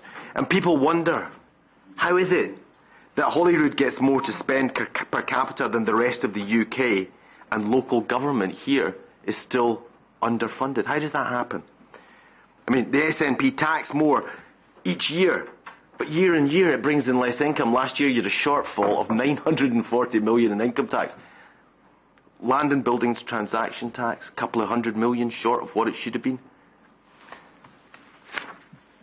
Economic growth, which would bring in increased tax receipts, is less here and less than half the rate of the rest of the United Kingdom. The SNP also, rather than bringing in less, tax, not just tax people, trying to tax people more, they waste more. The ferries, 230 million, IT, even more than ferries, wasted. We pay for hospitals that don't work and one that isn't even open. I'm coming to that. The council here has proposed to build on our parks. The SNP is proposing to build a leisure centre in Neilston and Eastwood, but didn't look after either adequately, and borrowing has risen threefold, and we pay the interest on the loans, and more proposed loans. We cannot maintain current services. Our amendment is pretty straightforward. We don't propose much differently from you guys, because the SNP in Edinburgh has made sure we have no real financial wriggle room, and the SNP here has no backbone and won't fight the SNP in Edinburgh for more resources to support local people and local services. The SNP has betrayed local people, has betrayed its purported values, and stands for nothing except independence. They are only in charge because they're poodles Labour, who have gone from being the largest party in East Renfrewshire to toothless crones in less than an SNP generation, and given up on the poorest in our society, and that's in the budget.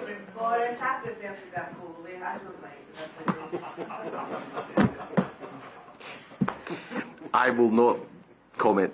After the next election, Labour will be lucky to have 2 councillors here. Yeah, we will. If you stand for nothing, who will stand with you? The SNP are charlatans, but at least we know what they want. The latter is the difference. So what am I seconding? A few additional sums from being a bit more commercially savvy. A few less cuts, like not cutting the sum given to the 20% least successful in educational attainment. and a lower increase in council tax. An increase closer to inflation and what was proposed in last year's budget. In the grand scheme of things, hardly earth-shattering. But here in East Renfrewshire, it means only the Conservatives stand with those who believe that education is the gateway to equalising outcomes that we mentioned earlier, and improving society and the economic prospects of our constituents and our country. It means that only the Conservatives consider that people should be judged by the content of their character, not just the colour of the money in their parents' purses. So, I kind of would like to say that an almost 5% increase in council tax will punish the least affluent hardest. We have plenty of older people who are asset rich but cash poor, and their pensions aren't going to rise by 5%. Our budget amendment is looking after the vulnerable young and the vulnerable old. Sorry, Danny, would you like to say that out loud? Danny never spoke. Or was it Councillor Lafferty? Was that Horlicks or something like it?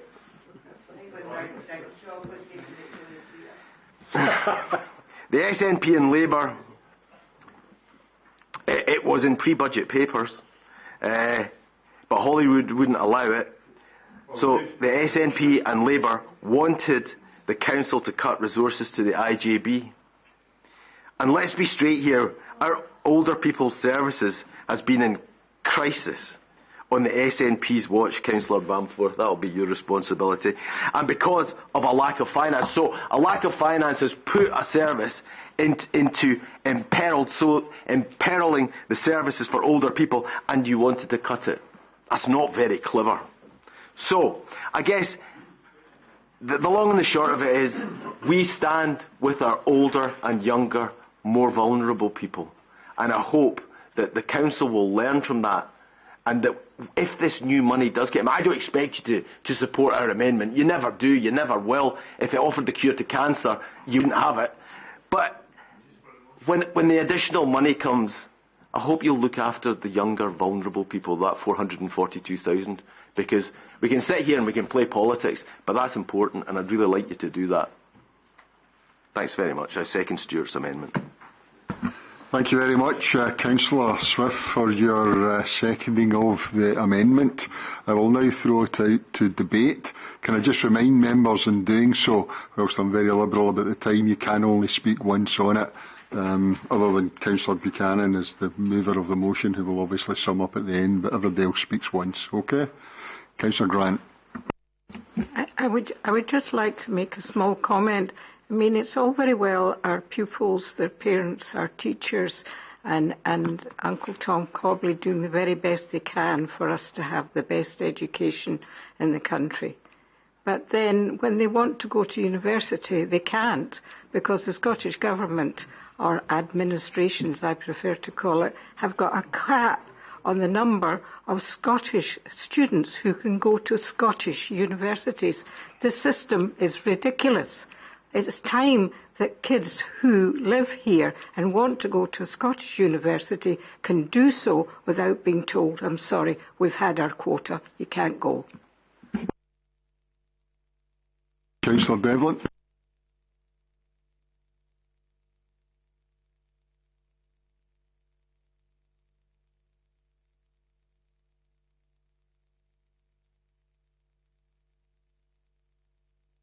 What councillors may wish to contribute, but as I say, it's open for debate. Anybody else wish to comment on it? Councillor Lafferty. Thanks, Prof. It's just a brief comment. I noticed the advertising income is mentioned in the Conservative amendment.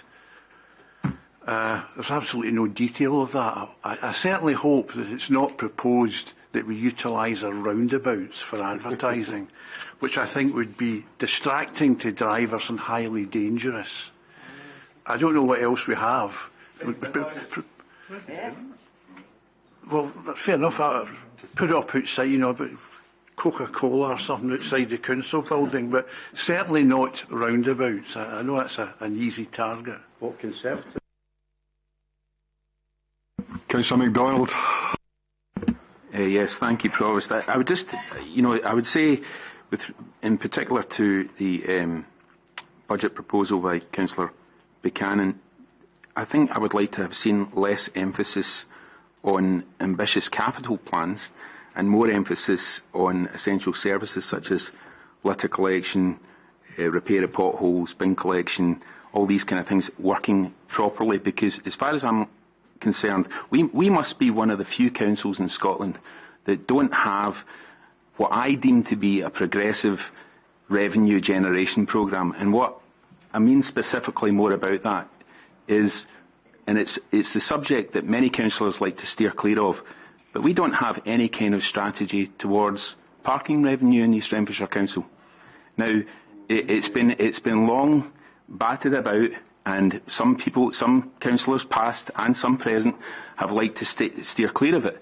But the fact of the matter remains is the situation that we've got going on in my own ward, in Clarkston, with regards to, for instance, the goods yard, where parking is completely free, is destroying the business district of Clarkston, because what it essentially is doing is it's providing a free park and ride facility for many people that are travelling out with East Renfrewshire into East Renfrewshire to park next to the train station, and it's causing a financial impact in the business district of Clarkston, whereby people are avoiding coming to use the area more so than they would normally if they had appropriate parking facilities to park in. And the result is we have every single car park in East Renfrewshire has not got a single pay in display. I think that now is unrealistic in today's environment, and I think we could really be looking at that. Glasgow, as a comparative figure that I can throw out to you, is 5 times the population of what East Renfrewshire is. But last year they generated £22 million in parking revenue, whereas East Renfrewshire generated, I think it was 275,000, which is just over 1% of what Glasgow managed to generate. So I think, I'm not under any false illusions that we're a very different type of local authority to that of Glasgow in terms of how much we could actually generate from parking. I don't think it would be reasonable to suggest that we could generate anything close to 1/5 of the 22 million that they generate. But certainly, when you're talking about a budget increase, a council tax increase of 4.84%, equaling £2.7 million of shortfall, I think it's probably completely realistic to have the likes of a comprehensive review of parking within East Renfrewshire fill that shortfall. Just something to think of. Okay, thank you, Councillor MacDonald. Any other comments, contributions? Councillor Bamford. Thank you. Firstly, can I point out that the grant we get from Westminster is only a partial refund of what we pay into Westminster, and we've had to pay £500 million to mitigate things like the bedroom tax and the rate clause. So maybe everything isn't passed on, but there has to be top slicing for that and for our health service, which is substantially better than the health service down south. In terms of the council tax, we all pay council tax. None of us wants to increase council tax. However, our council tax here is substantially less than what you would pay if you lived down south. And I did a quick Google search last night of council tax, and you look at down south. So our Band D will go up to 1289. If you look at Manchester, it's 1646, Bolton 1761, Leicester 1842, Sutton Coldfield 1643, and if you look at Scotland, if you look at Glasgow, it's 1385. So whilst we don't want to pay it, we would rather not increase it. We are, in comparison to other areas, both in Scotland and in England, doing better. Now, in the English ones on top of that, we have to pay a precept for fire and police, as well as water charges, as well as local town or parish council charges. So I think we actually get very good value from our council services. We don't need the prices in Australia, obviously. That's what you usually come back with, that we pay more. I'm just pointing out that we do pay a comparable amount of council tax to other areas of Scotland, as well as substantially less in England. The comment you made about the reduction in utilities, I believe, and perhaps education could clarify it, that part of the reason it's been reduced is our new builds that have replaced older buildings. So it's been a natural progression that the fuel efficiency of these new builds the fuel efficiencies have driven the cost. And I would like to make one last comment. Councillor Swift suggested the limit learning disabled by comparing it to the drugs budget. I think perhaps people should be aware that maybe Councillor Swift has a vested interest here as a drug sales rep. Is there any other contributions, Councillor? Thank you very much. Just a couple of points when everyone was chatting.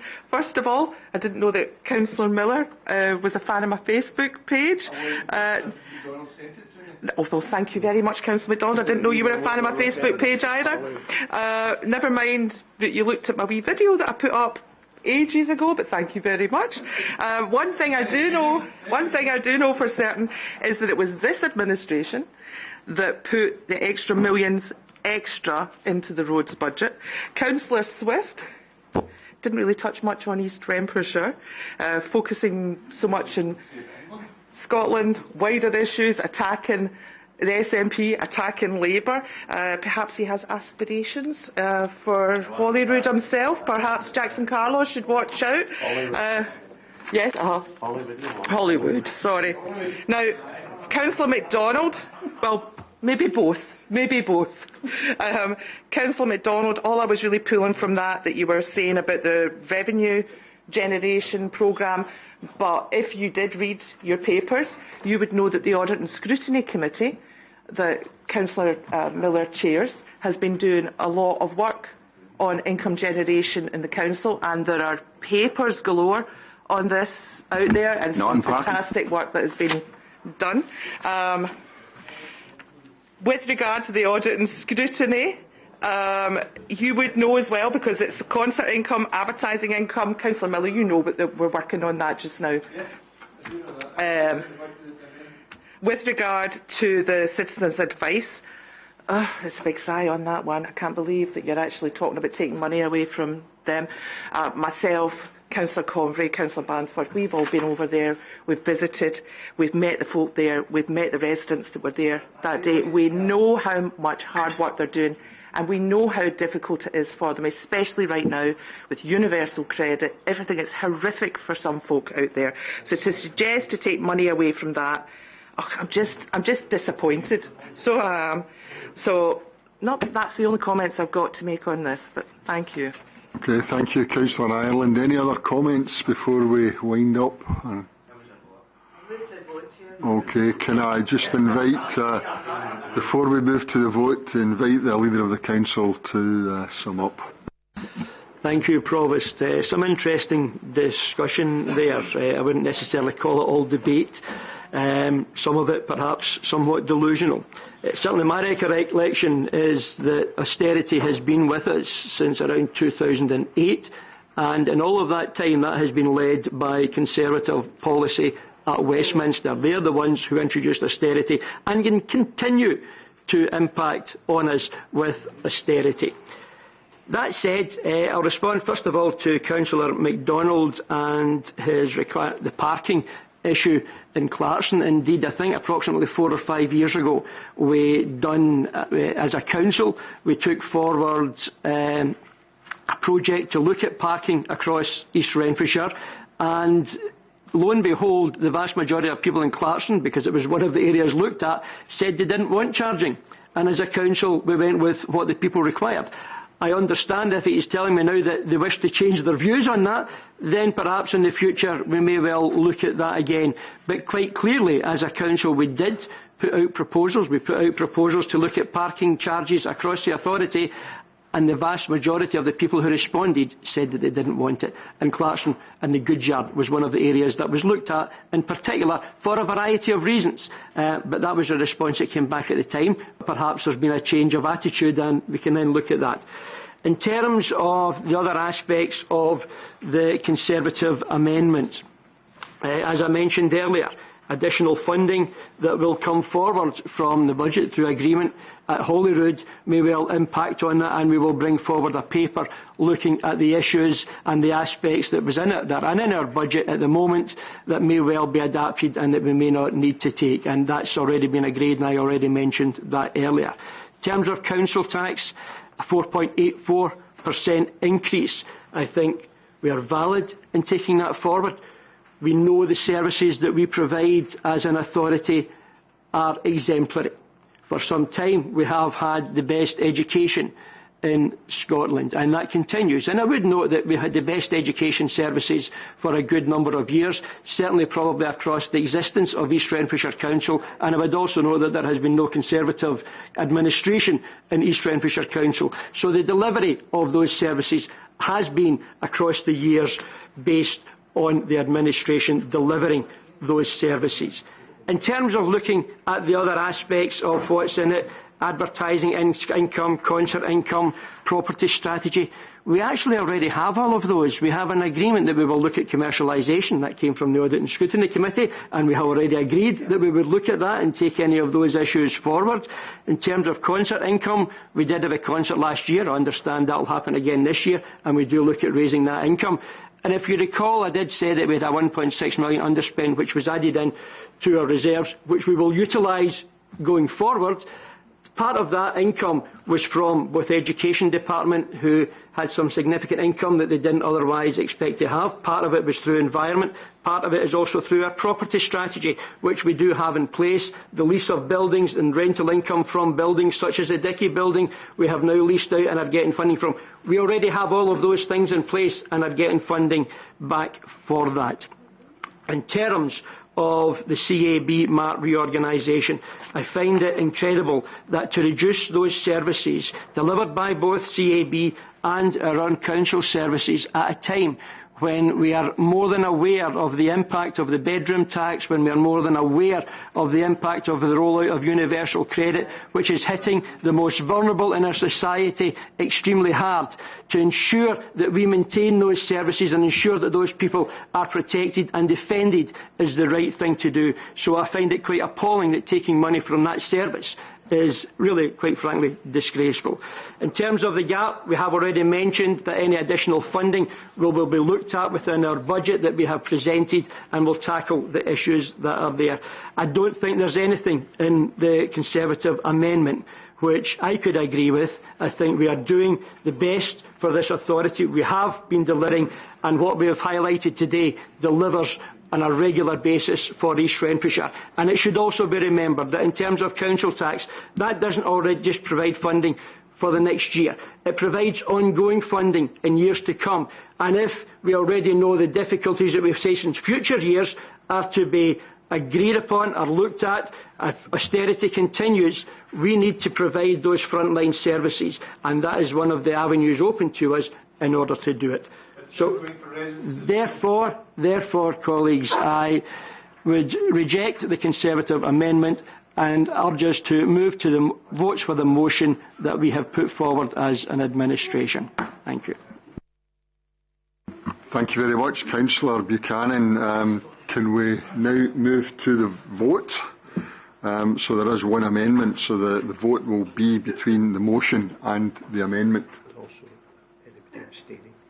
And if you do wish to abstain, you have to raise your hand to abstain, I'm told, right? Okay, that's fine.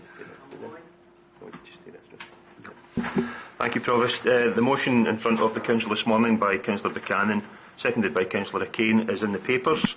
The amendment by Councillor Miller, seconded by Councillor Swift, is as was circulated to the members prior to the meeting. Could I ask, first of all, those in favour of the motion, if you could please show.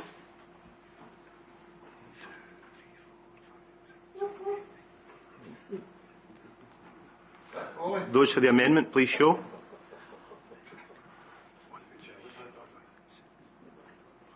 Any abstentions? Thank you, Provost. The result of the vote is 10 for the motion, 6 for the amendment, with 1 abstention. The motion is carried. Thank you very much, and thank you all for your contributions. Can we move on to item number 11, which is the capital investment strategy? The report is seeking approval for the updated capital investment strategy for the Council, and I'm happy to take any questions or comments on this report.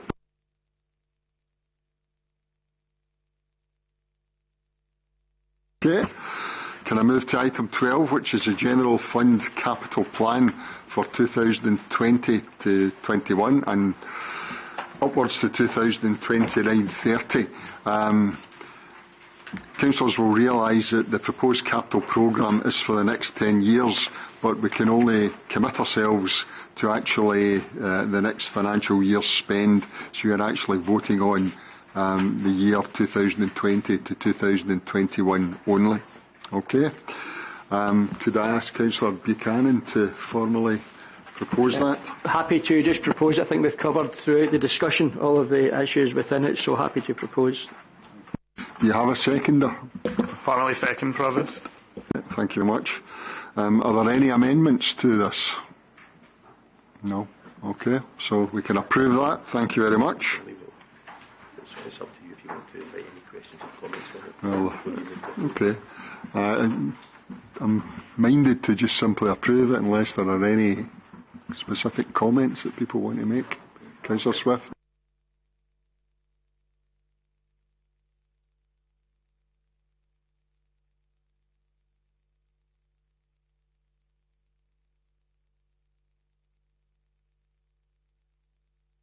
Okay, thank you for that. I'm sure it will be. Right, can we approve the capital plan? Thank you very much.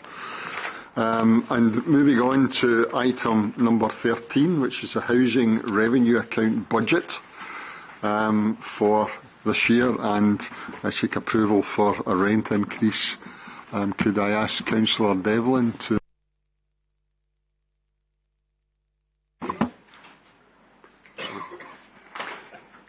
The Council is asked to approve the recommendation that a 3.4 rent increase be applied for the financial year 2020-21 from April 2020. Rent setting is always a difficult process, as aspirations in relation to improved service delivery can often be reduced due to the need to keep rents at an acceptable level. The report details what our key priorities are in the housing service. We are a good service. East Renfisher Council Housing Service performs well above the Scottish Council average in 5 of the 8 key indicators. However, we want our tenants' homes and our service to be better. When setting a rent level, it is essential to assess if a proposed increase is affordable. We have assessed this against guidance, and our proposed rent levels are affordable. All our rents are still well below every landlord within East Renfisher. The report also notes that much of our investment results in people saving money through their heating bills. As part of our consultation process, we wrote to all our tenants and surveyed them. The results of this exercise are shown in the report. I am happy to support the recommendation that a 3.4 rent increase be applied for the financial year 2020-21 from April 2020. Thank you, Councillor Devlin. Do you have a seconder? Councillor Lafferty. Happy to formally second, Provost. Okay, thank you very much. Are there any amendments? Councillor Wallace. Not an amendment as such, just an observation if I possibly could. Can I just check if there are any amendments to the paper proposing the rent rise first? Okay, well, now take your comment. Thank you. Thank you, Provost. Thank you, Councillor Devlin, for your proposal there, and certainly, as I say, we've got no intention of putting an amendment in for that. You did state that the Housing Department here that we perform well above 5 of the 8 key indicators, but we do perform well below 3 of the key indicators. And if we actually look at the Scottish Housing Regulator, the very recent report that we got from them was that the amount of money your landlord, that is us, collected for current and past rent was equal to 98.1% of the total rent, which sounds quite a lot and a good performance, but it was due in the year compared to the Scottish average of 99.1%, which means we are lagging behind the Scottish average by 1%, which is the equivalent of £143,000 for our housing people. The other thing here, it did not collect 1.4% of the rent due because homes were empty compared to the Scottish average of 0.9. It took an average of 42.9 days to re-let home compared to the Scottish average of 31.9 days. This is Groundhog Day because we actually raised this last year and we were told that things were going to be tickety-boo, and no doubt Councillor Devon's just about to repeat what he said last year about it.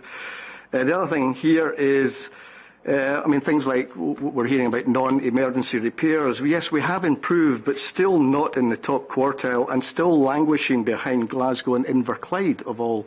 So all is not great, but as I say, we do not propose to put in an amendment. If we can try and restrict these rent increases, yes, but please try and do something over the next year to try and do something about where we are performing below average, and perhaps our people that are having to rent their homes can look upon a better year the following year. Thank you. Okay, thank you, Councillor Wallace. Are there any other comments on it? Councillor Devlin, do you wish to respond? Just in relation to the lost revenue through voids, we have reduced voids substantially. I'm led to believe that we've reduced them from 50% to where they were 4 months ago. There's a lot of resources being put into voids. There's a lot of hard work being put into voids by the maintenance team, and they have been substantially reduced, and they will be reduced further. But what I find astonishing, the key indicators that the Conservative Party could pick out. 0.5%, we're down 0.5% compared to Glasgow. Nobody's disputing that. But you mentioned Glasgow. No. You're mentioning Glasgow, but if you look at the key indicators, we're a far superior housing department that Glasgow's ever been. And that's including Glasgow Housing Association. Basically you're nitpicking.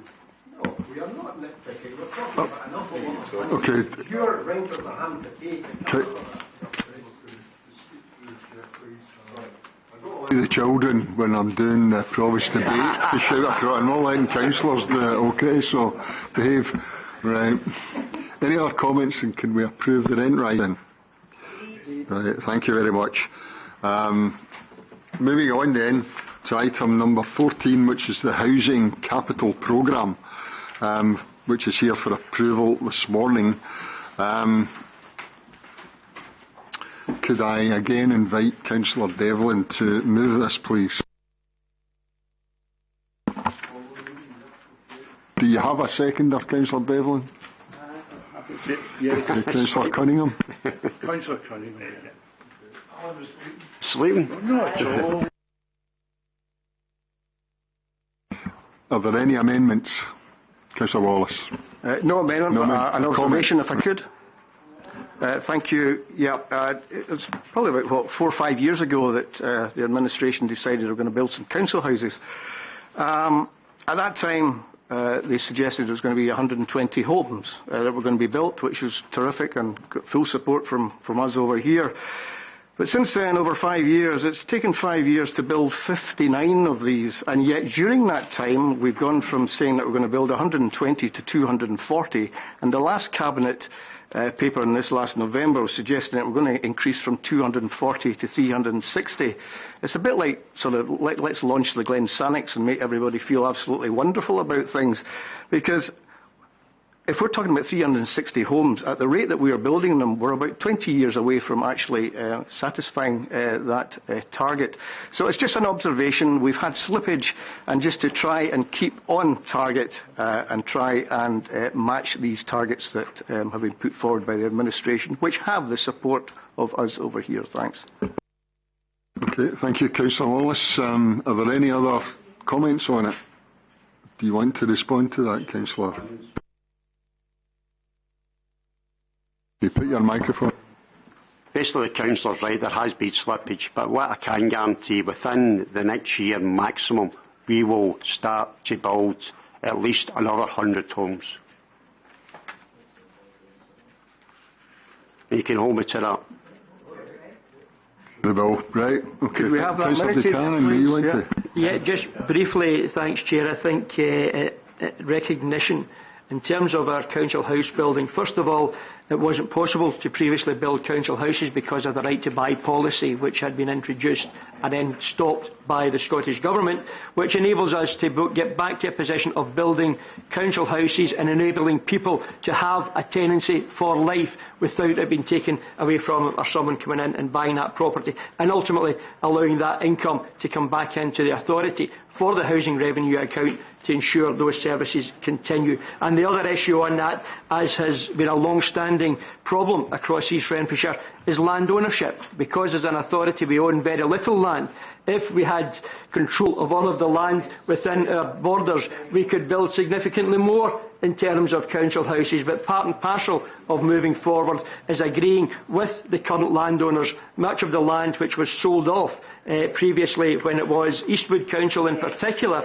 But we are making inroads into that, and whenever we get the opportunity, you can rest assured we will be increasing our council house capacity, and we will continue to do so in future years. Thank you for that. Can we approve the paper anyway and move on? Thank you. To item number 15, which is the changes to the predetermination hearing procedures. So I'm seeking approval for the new procedures to deal with planning applications which are subject to predetermination hearings. Now, there has been a bit of consultation for this, but as I say, the paper is here for approval. Are any comments or amendments? Councillor. Thank you very much.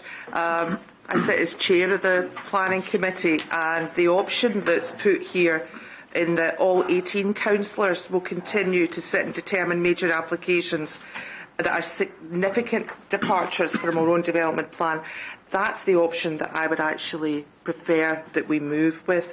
By their very nature, these planning applications can be very controversial, and they draw a great deal of interest from local residents, as rightly they do. And I feel it's only appropriate, as I said, that everybody here sits on these.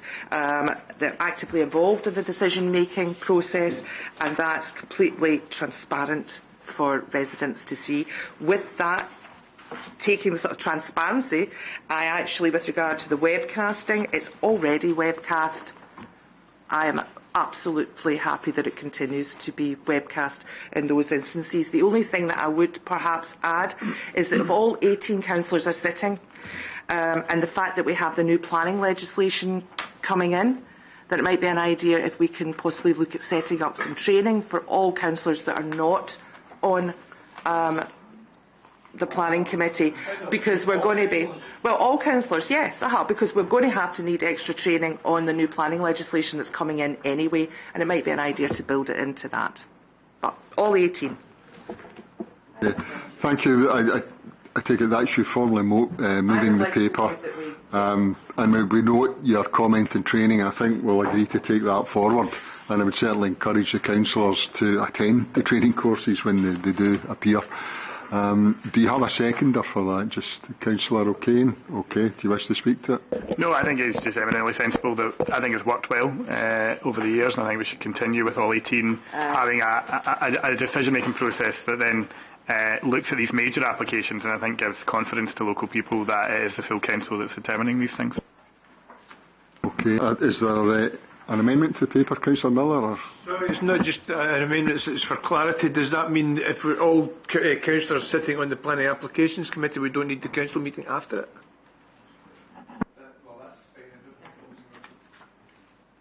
Let's give, I think, maximum involvement for every elected councillor, so trying to be as open as possible. Okay, can we approve that? You put your mic off, Councillor Devlin. Sorry. You're on when you're not speaking, and you have it off when you are. Can we move then to item number 16, which is the post to replace the Director of Education? The report is seeking approval for arrangements for the recruitment of Mary Shaw's post, including the nomination of members to serve on the Appointments Committee. So could I invite Councillor O'Kane, the Education Convener, to move? Thank you, Provost. We'll obviously all have been informed of Mrs Shaw's decision to retire after a long career and I think a very successful career here in East Renfrewshire and through education. There will be plenty of time between now and August to heap praise on Mrs Shaw and embarrass her suitably. So I don't intend to do that today, other than to say thank you to her for her foresight, I think, in announcing this at a stage where we have a good number of months now to prepare for the transition to a new Director of Education. There are big shoes to fill, but I think we've got a good space of time now to do the appointment and to have a handover as well, which will be excellent. So I think, other than that, Provost, I would want to just move the composition of the Appointments Committee. I would propose myself as Chair, as Convener of Education, Councillor Merrick as the Vice Chair of the Education Committee to be on that panel, Councillor Buchanan as Leader of the Council, Councillor Miller as Leader of the Opposition, and Councillor Wallace as a member of the Education Committee and obviously the Conservative Education spokesperson. And I would move that recommendation. Thank you very much. Is there a seconder for that? Councillor Buchanan, do you want to speak to it or forward? No, I think again just to echo the comments made and the initial thanks to Mrs Shaw for giving us appropriate time to do this, and obviously we will no doubt speak highly of Mrs Shaw and the work that she's done over the next few months at every opportunity. So we will take that forward, but on this paper, happy to move the paper. Okay, thank you very much. Are there any amendments?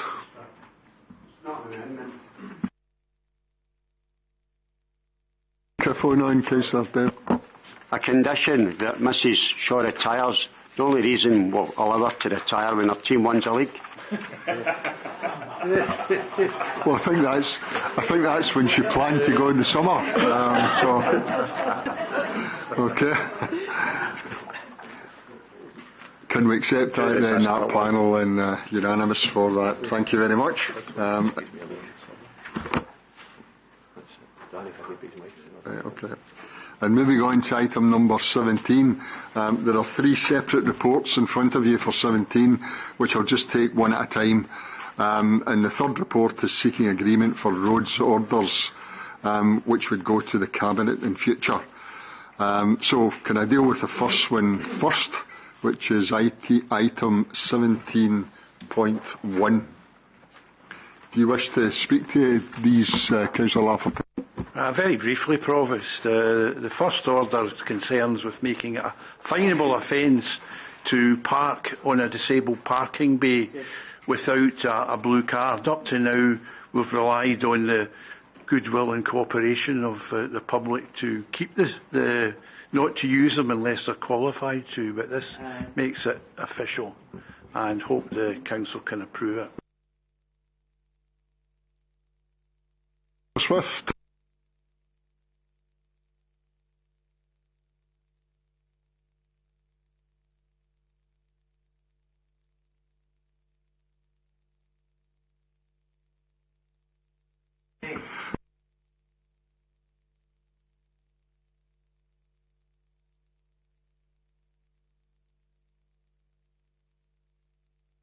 Could you put your microphone, Councillor Cunningham, if we can? John? Yes, they have, and in some cases the blue badges maybe come along the window and down to the floor, but they still find them. Yeah.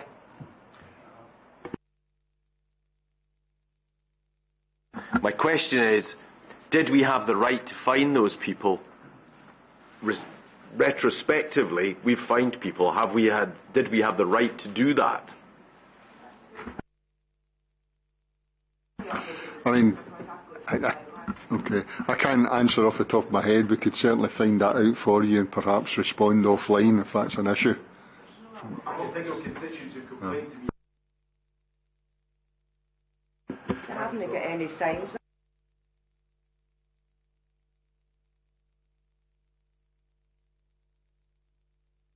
£60 fine. Well, I think the paper will tidy this up. Are we happy to approve the paper anyway? Sorry, Councillor Isles. just a really quick note. I'm really pleased to see this one, especially the first paper with the disabled parking. And I just wanted to touch on, because I'd already spoken on a previous paper, but I find myself in a really odd position of being in agreement with Councillor MacDonald.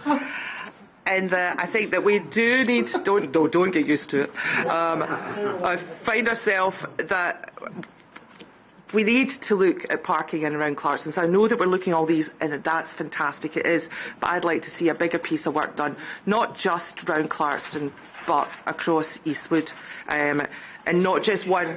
Yes.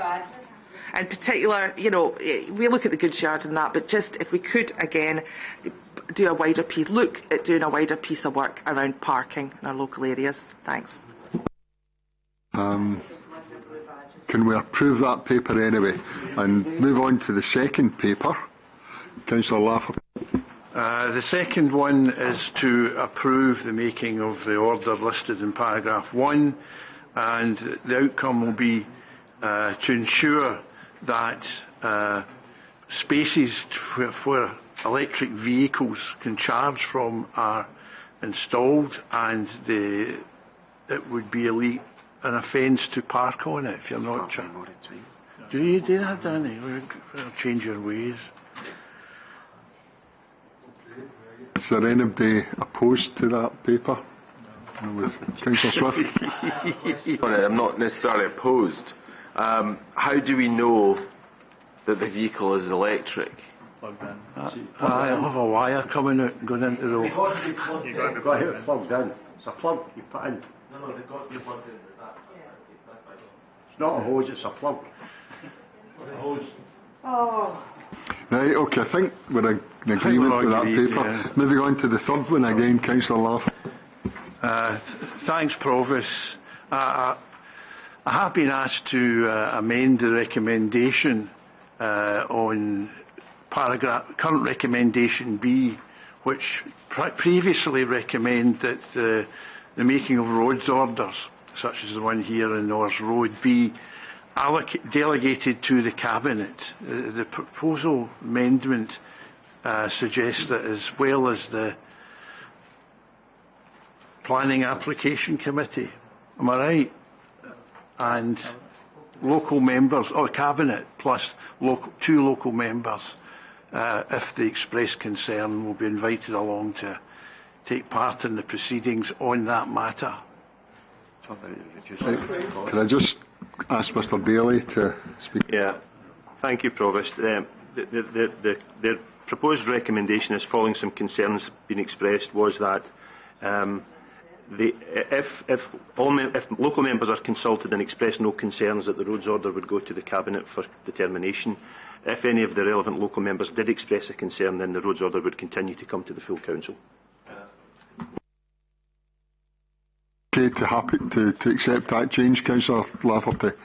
I think there's a wee bit of confusion, yeah. Okay, thank you. Well, with that slight change, can we approve the paper? Thank you very much. And moving on to item 18, the last paper this morning, you'll be glad to hear. Yeah, you're quite right, it's afternoon now. The East Renfisher HSCP integration scheme. The report seeks approval of draft integration scheme and delegated authority to make any minor changes, with, of course, any major changes that can't be resolved to come back to the full Council. And I think this is just a tidy up without any significant changes, but I'm happy to take any comments or concerns that people have. You okay with that? Right, can we approve that paper? That's us. Thank you very much for your attendance this morning and this afternoon.